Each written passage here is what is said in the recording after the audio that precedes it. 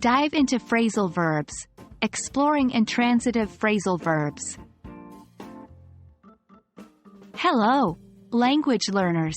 Today, we're taking an exciting journey into the world of English grammar, specifically into intransitive phrasal verbs.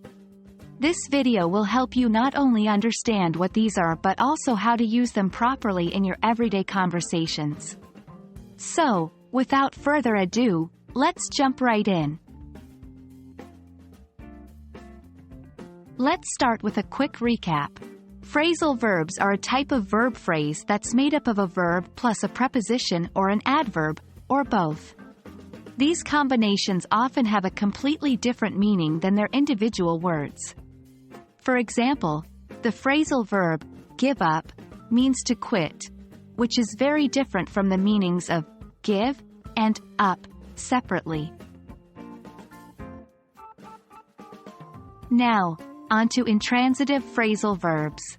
These are phrasal verbs that don't require an object to make sense. They're complete on their own. For instance, wake up is an intransitive phrasal verb because you can say, I need to wake up, and it's a full, complete sentence. It doesn't need an object to be meaningful. Let's look at more examples of intransitive phrasal verbs to get a clearer understanding. 1. Show up, meaning to arrive. 2. Run away, meaning to escape. 3. Fall apart, meaning to break into pieces or to fail. 4. Come back, meaning to return. 5. Sit down, meaning to take a seat. Remember, these verbs are self-contained. You can use them without needing an additional object to complete their meaning. To truly master intransitive phrasal verbs, it's all about practice. Try to use these verbs in your daily conversations. Here are a few sentence starters you could try. 1. I hope he decides to show up too. Sometimes, I just want to run away. 3. My plans completely fell apart. 4.